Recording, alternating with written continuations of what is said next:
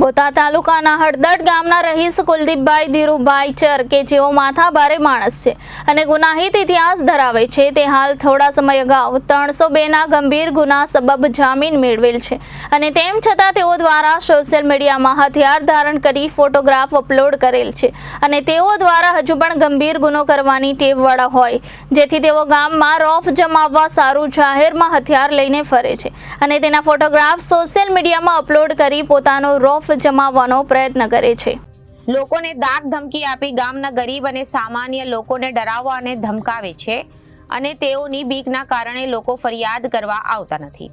અગાઉ પણ તેઓ સામે 302 જેવા અનેક ગુના પોલીસ ચોપડે નોંધાયા છે અને તેઓને પોલીસની કોઈ બીક ના હોય તેમ જાહેરમાં હથિયાર લઈને ફરે છે। જેથી અમારી આપ સાહેબને નમ્ર વિનંતી છે કે આવા લોકો સમાજમાં ડર ફેલાવતા હોય તેઓની સામે કડક રાહે પગલાં લેવા અમારી વિનંતી છે। તેમજ તેઓના ફોટોગ્રાફમાં દર્શાવેલ હથિયાર ગેરકાયદેસર છે તેથી હથિયાર કબજે કરવા પણ અરજ કરવામાં આવી હતી।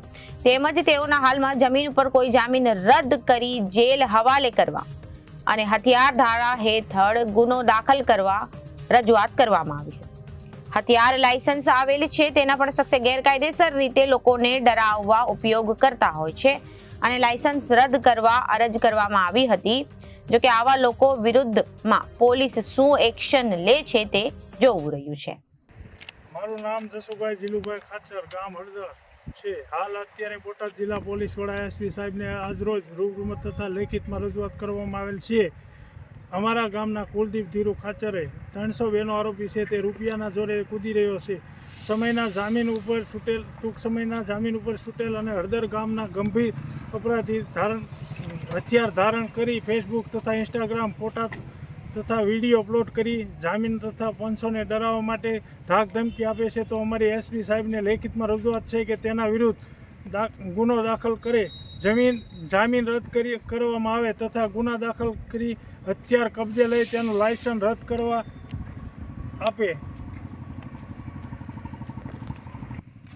ટૂંક સમયમાં જામીન એને મળી ગયેલ છે તો એ ગામમાં એવી ચર્ચા કરે છે કે પોલીસે મારું શું બગાડી લીધું।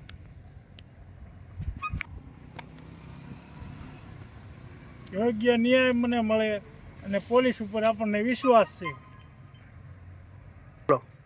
પોલીસ ઉપર આપણને વિશ્વાસ છે અને કાયદેસરની કાર્યવાહી કરે।